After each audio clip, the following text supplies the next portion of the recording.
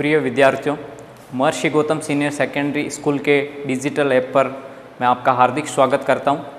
और आज हम कक्षा 10 विषय हिंदी का जो हमारा प्रकरण है वाच्य, जिसे इंग्लिश में हम वॉइस कहते हैं, उसके बारे में विस्तार से चर्चा करेंगे। तो आज का हमारा प्रकरण है वाच्य। वाच्य की अगर सरल परिभाषा दी जाए तो वाच्य की सरल परिभाषा होती है वाक्य को कहने का ढंग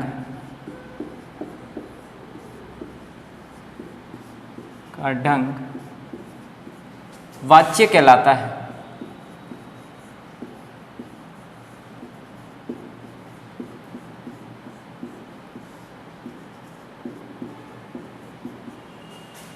वाक्य को कहने का ढंग वाच्य कहलाता है। वाक्य को कहने का ढंग कैसे?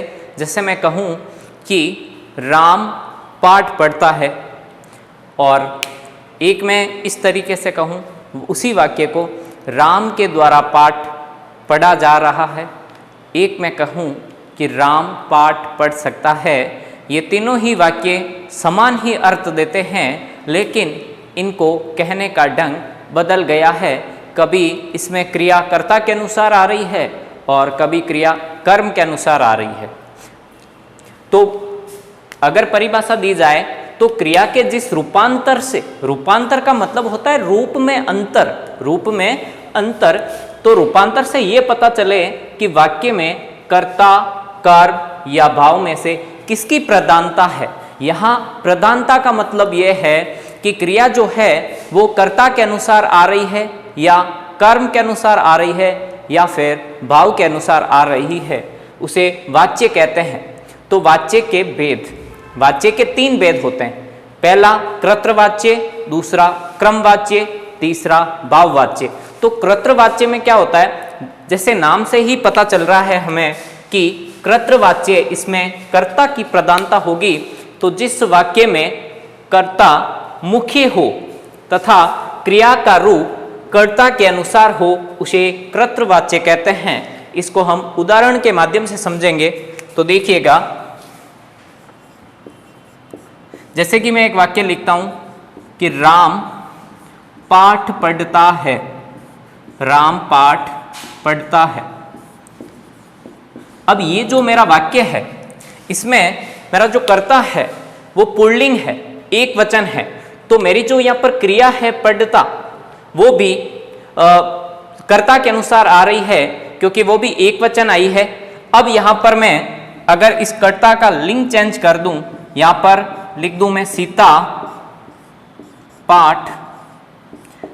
अब यहाँ पर जैसे ही मैंने यहाँ पर ये कर्ता का लिंग चेंज किया, सीता लिखा, तो क्रिया वैसी नहीं आएगी। क्रिया जो है वो अपना रूप बदल लेगी। यहाँ पर पढ़ता नहीं आकर पढ़ती आ जाएगा, मतलब क्रिया भी स्त्रीलिंग आएगी। अब अगर मैं कर्ता का वचन चेंज कर दूं, जैसे मैं लिख दूं बच्चे पाठ।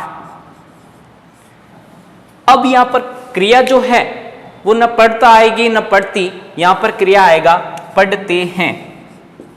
यहां पर क्रिया का बहुवचन रूप आया है, क्योंकि बहुवचन रूप इसीलिए आया है क्योंकि यहां पर जो हमारा कर्ता है वो भी बहुवचन रूप में है, इसीलिए यहां पर क्रिया जो है वो अपना रूपांतर कर रही है।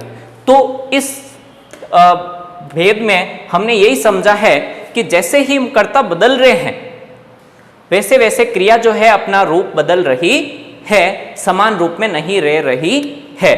तो जिस वाक्य में कर्ता मुख्य हो, क्योंकि यहां पर मुख्य कर्ता ही है, क्योंकि क्रिया जो है वो कर्ता के अनुसार ही बदल रही है, और तथा क्रिया का रूप कर्ता के अनुसार हो, मतलब क्रिया कर्ता के अनुसार पुरुष, लिंग, वचन बदलती रहे, तो उसे हम कर्तृवाच्य कहते हैं। तो आप ध्यान से देखिए कर्तृवाच्य में कि इसमें कर्ता की प्रधानता होती है।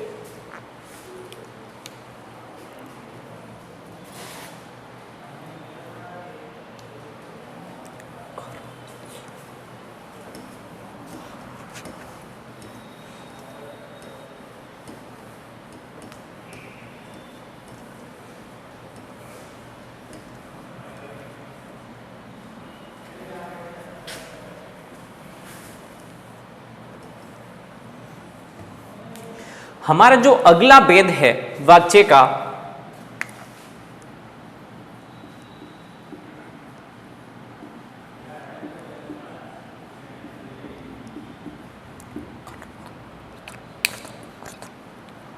वो है सेकंड कर्मवाच्य।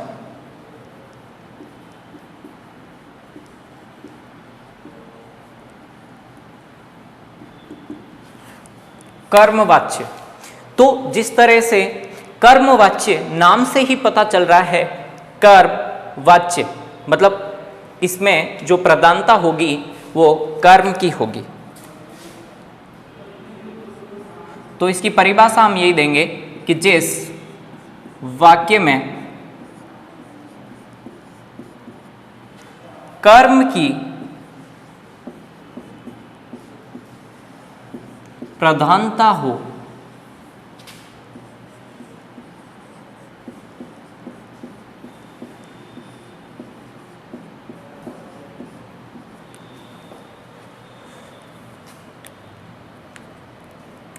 प्रधानता हो तथा क्रिया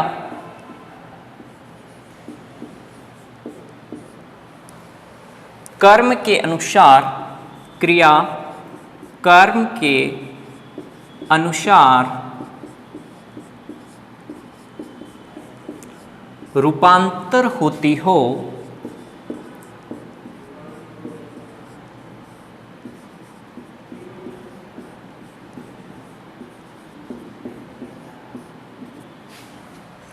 उसे कर्मवाच्य कहते हैं।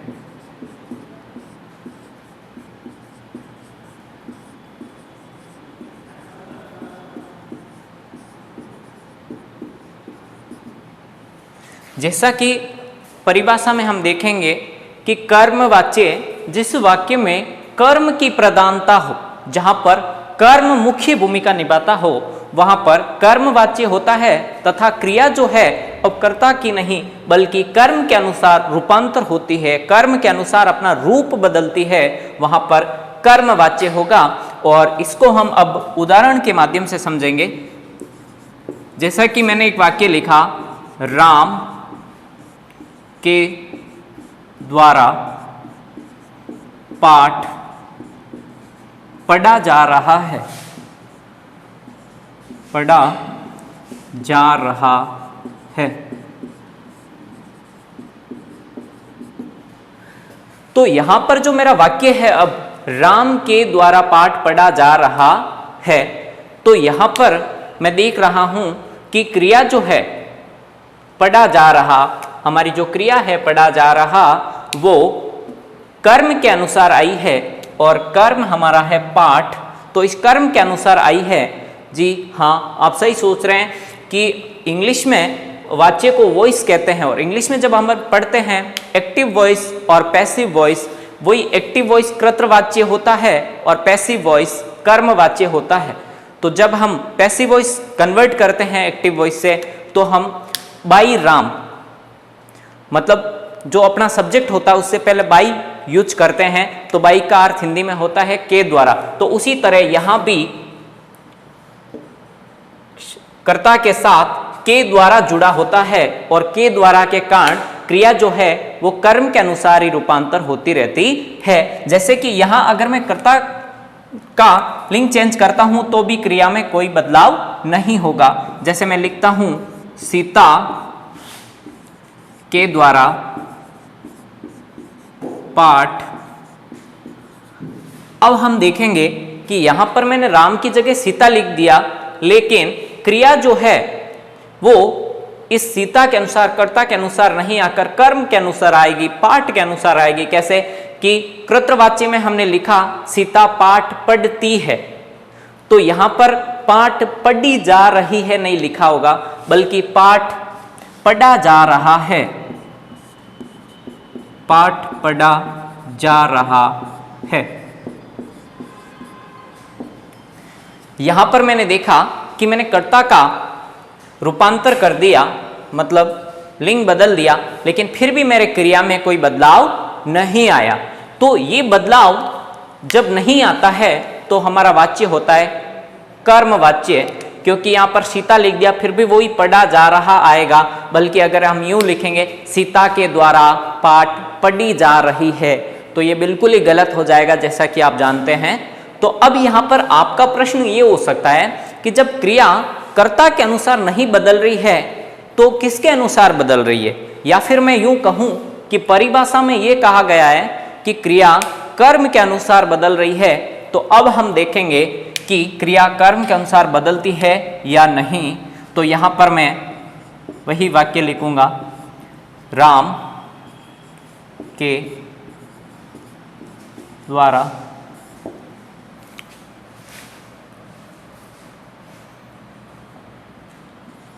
कहानी लिखी जा रही है, लिखी नहीं, अपन कर्म वही ले लेंगे कि पढ़ी जा रही है।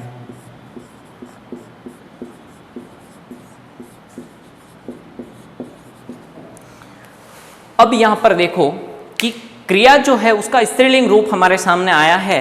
तो स्त्रीलिंग रूप अब हम ये कह सकते हैं कि जब अपना कर्ता पुल्लिंग है तो ये क्रिया स्त्रीलिंग कैसे आई है, लेकिन ये जो हमारी क्रिया है वो कर्म के अनुसार आई है और कहानी स्त्रीलिंग होने के कारण यहाँ पर क्रिया भी पढ़ी जा रही है। तो इस वाक्य से हम ये जान पाए कि हमारी परिभाषा जो कह रही है वो सही है। यहाँ पर कर्ता के अनुसार क्रिया न बदलकर कर्म के अनुसार बदल रही है। जैसे ही मैंने अपना पहले वाक्य में कर्म था पाठ, उसको जैसे ही बदल के मैंने कहानी लिखा, कर्म मैंने बदला, तो मेरी क्रिया भी स्वतः ही बदल गई है, पढ़ी जा रही है। तो अब अगर कर्मवाच्य हमसे पूछा जाए और अगर हमें ज़्यादा ज्ञान ना हो तो जहां पर भी आपको परीक्षा में के द्वारा लिखा हुआ मिले वह वाक्य कर्मवाच्य ही होगा। अब हम वाच्य का अगला और अंतिम भेद पढ़ने जा रहे हैं जिसका नाम है भाववाच्य।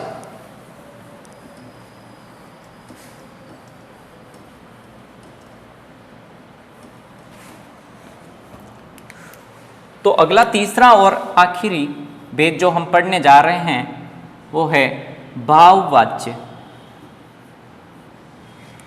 भाववाच्य, तो भाववाच्य में जैसा कि हम देख रहे हैं कि यहां पर जैसे नाम से ही पता चल रहा है भाव, तो यहां पर भाव की प्रधानता होती है। क्रिया न कर्ता के अनुसार बदल रही है न कर्म के अनुसार बदलेगी, बल्कि भाव के अनुसार क्रिया बदलेगी।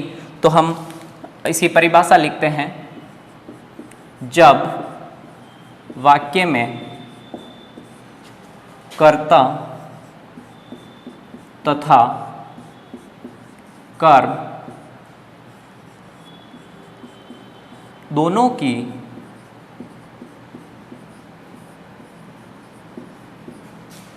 प्रधानता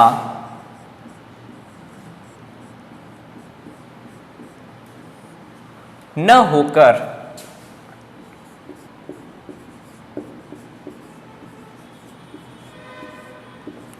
भाव की प्रधानता हो,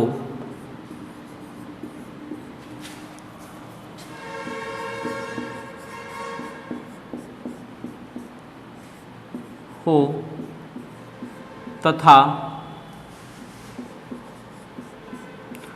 क्रिया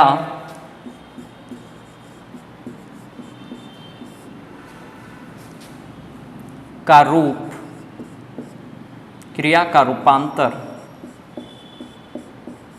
भाव के अनुसार हो,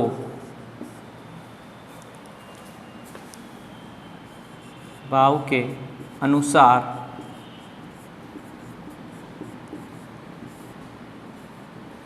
हो, उसे भाववाच्य कहते हैं।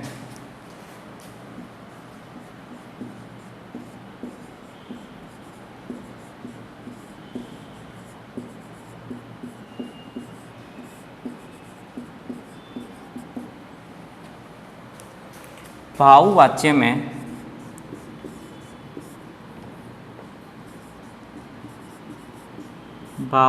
में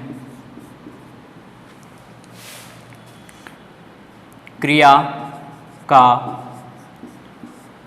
अकर्मक रूप, क्रिया का अकर्मक रूप आता है।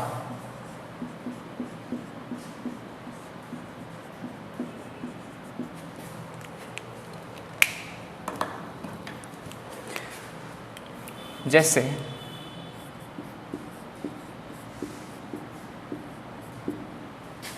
राम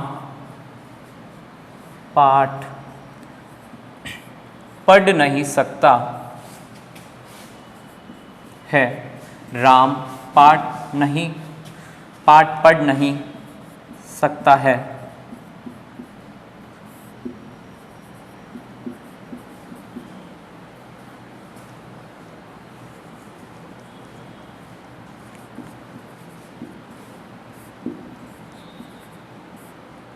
राम पाठ नहीं पढ़ सकता है।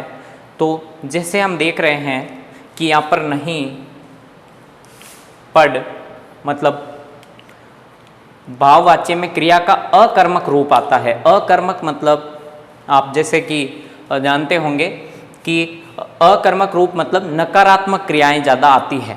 ठीक है, तो इसमें हम देख रहे हैं कि राम पाठ नहीं पढ़ सकता है। राम पाठ नहीं पढ़ सकता, अकर्मक का नकारात्मक रूप आ रहा है क्योंकि यहाँ पर कर्म नहीं हो रहा है। आप कहोगे कि सर आपने कहा है अकर्मक रूप आता है, लेकिन यहाँ पर तो पाठ आ गया है जो कि कर्म है, लेकिन यहाँ पर वो कर्म हो ही नहीं रहा है। यहाँ पर वो कर्म हो ही नहीं रहा है क्योंकि राम पाठ नहीं पढ़ सकता। तो ये जो क्रिया आई है पढ़ सकता, वो इस भाव के कारण आई है। तो भाववाच्य में अपन देखेंगे कि नकारात्मक क्रिया ही ज़्यादा होती है। तो जैसे कि एक उदाहरण हम और लिखते हैं कि राज गा नहीं सकता है।